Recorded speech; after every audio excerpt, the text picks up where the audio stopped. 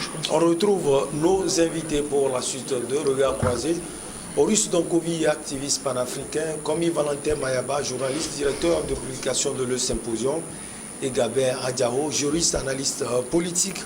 On parlait du Mali, la CEDEAO maintient les sanctions pour un mois, au moins Horus Donkovi, et vous aviez la parole. Oui, donc je disais qu'il n'y a aucune logique parce que la réalité du Mali, c'est la réalité d'un genre d'interaction économique qu'il y a entre nos pays. Et la vérité, c'est que si le Mali tombe, nous tombons. Si le Mali est déstabilisé, tous nos États sont déstabilisés. Donc en réalité, il n'y a aucune raison que nous participions à la déstabilisation économique et structurelle du Mali. Il y a plus de logique à accompagner ce pays.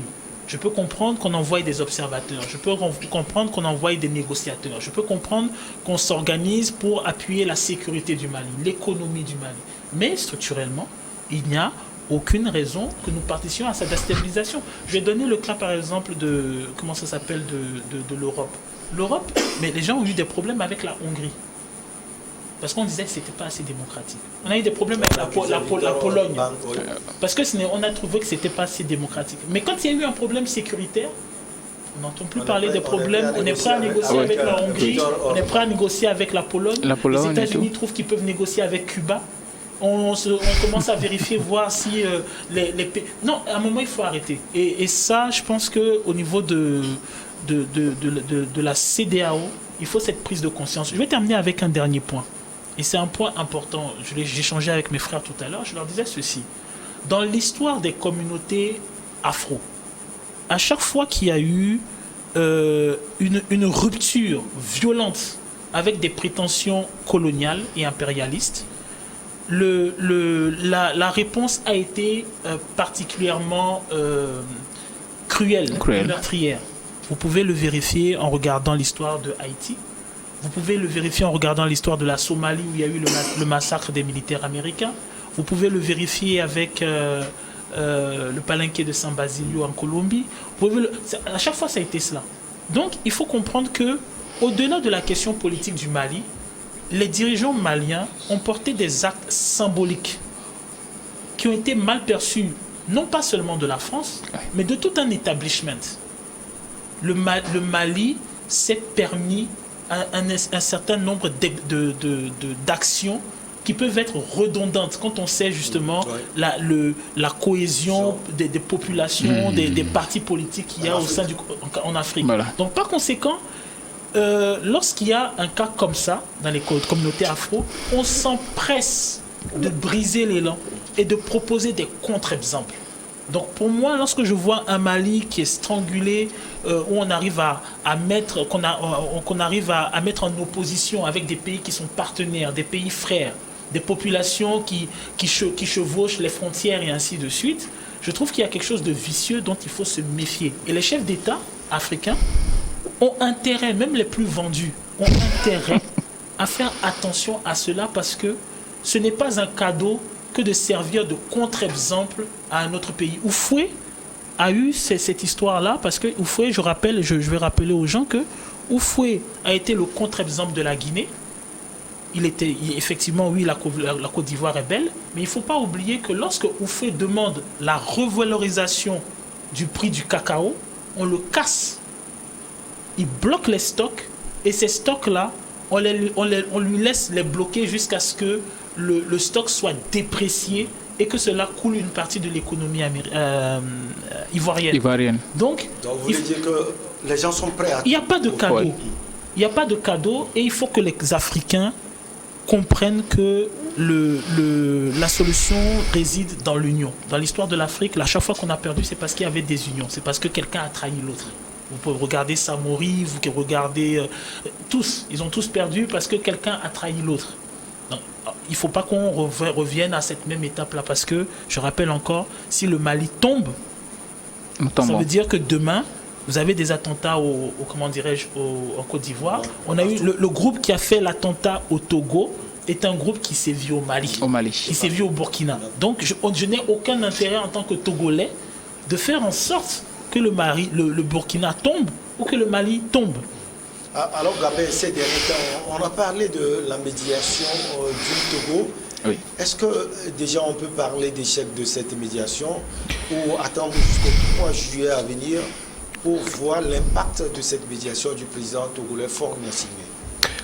Bon, je ne vais pas être très tranché, mais là c'est mal parti, on peut dire, parce que déjà au sein de cette communauté il y a une certaine scission et il y a certains présidents qui veulent forcément sanctionner le Mali et encore il y a une partie qu'on peut estimer assez grande qui veut aussi qu'on négocie plutôt avec le Mali. Vous savez, il y a surtout un problème que nous vivons dans l'espace CEDEAO.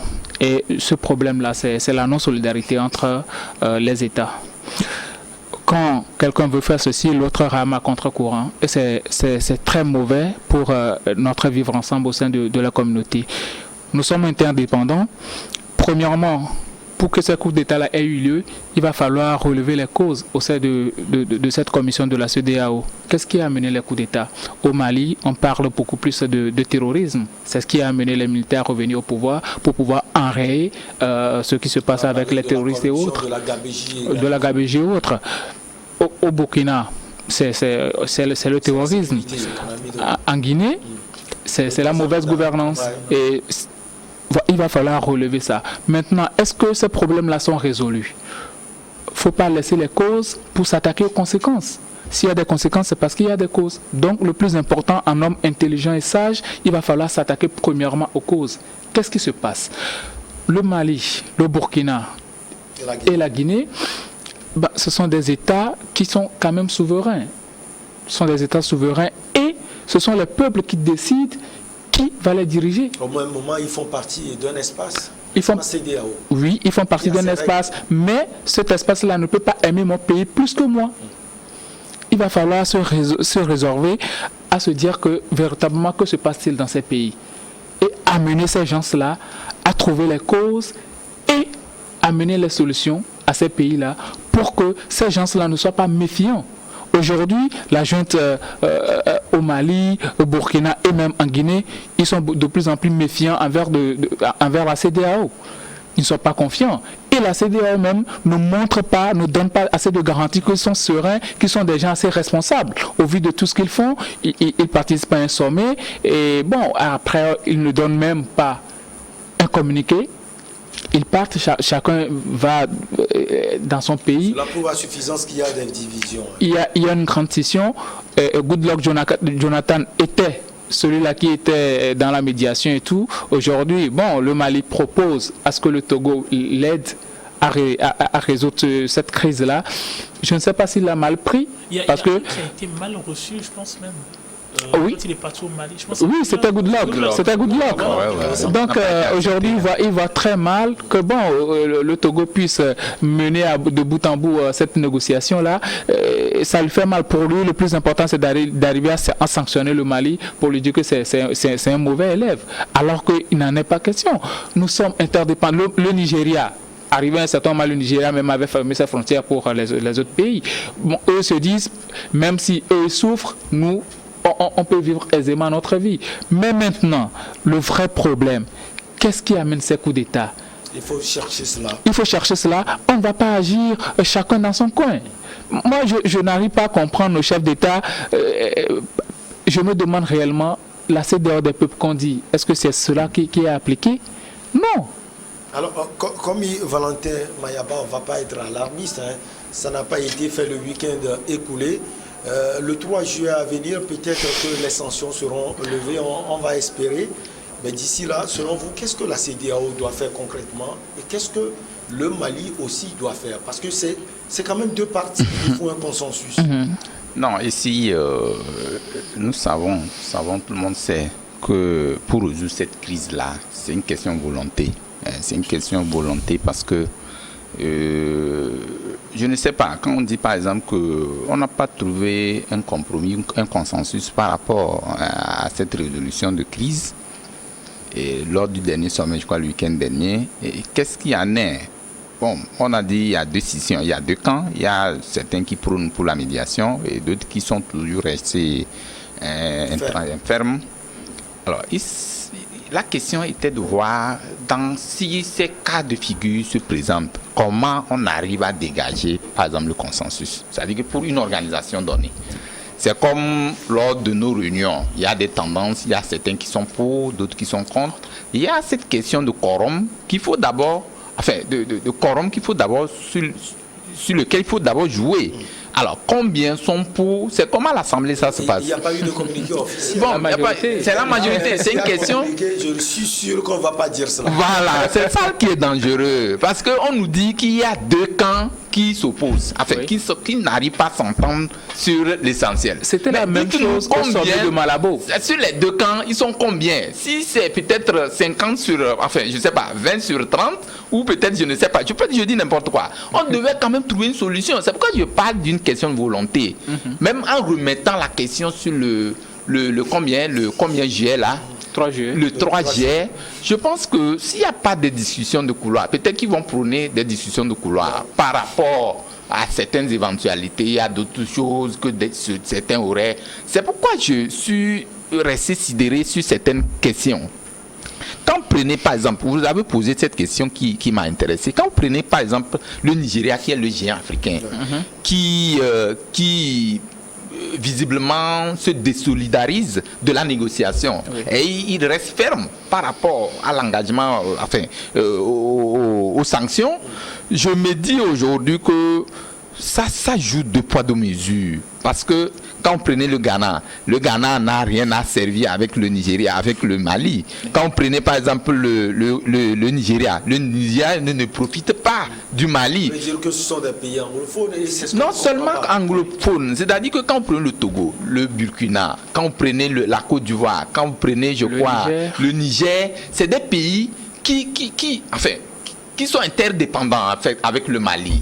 Quand on prenait ces pays-là. Aujourd'hui, je me dis que c'est une question de volonté, parce que la CEDEAO doit, dans sa charte ou dans ses résolutions, penser à des formules plus simples pour dire que si ces cas de figure se présentaient, comment arriver à trouver. Bon, je ne sais pas, la question que vous avez posée, elle est intéressante. On attend le 3 juillet prochain, voir quelle serait l'alternative crédible qu'ils vont apporter pour que ceux qui avaient, puisque je pense que les gens ne vont pas quand même revenir, puisque tout le monde est parti sur sa position. Maintenant, on se retrouve le 3 juillet pour négocier encore quoi, je ne sais pas. Alors, ou bien, les gens vont alors réfléchir pour ramener encore d'autres formules, je ne sais pas. Encore 3 minutes, on va les partager.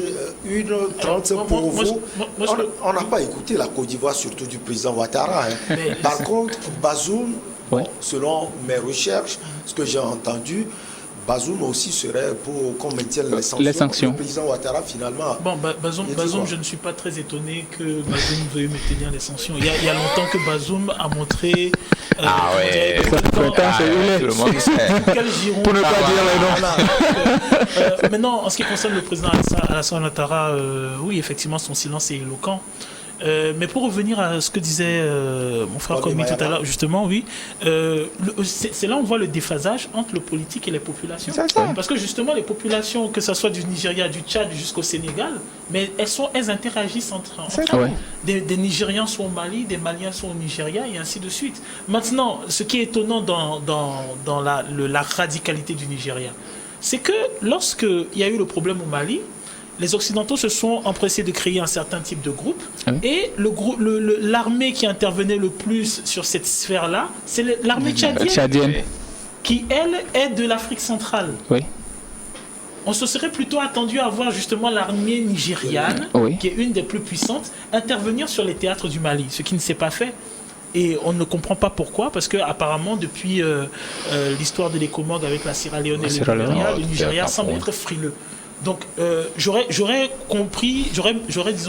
beaucoup plus compris une intervention du gouvernement tchadien qu'une intervention du gouvernement nigérien, surtout le Nigeria qui, lui, a un groupe terroriste à ses frontières. Et le plus paradoxal, c'est que ces groupes terroristes, ils ont des échanges entre eux. Ils ce qui se passe au interagissent. Nigeria se passe au Niger, et ce qui se passe au Niger donc se passe au Burkina et au Mali.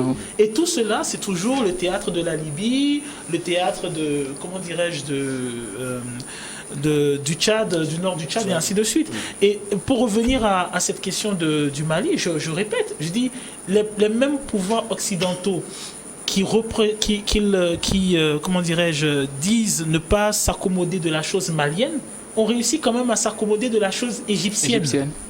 Donc à un moment, je pense que les chefs d'État africains doivent prendre leur responsabilité au-delà de tout ce clientélisme un peu vicieux qui veut qu'on ait un rapport à l'extérieur. Parce que le problème avec le Niger, c'est que le Niger maintenant, comme on déplace les forces du Mali, ben, le Niger a une place stratégique redéfinie.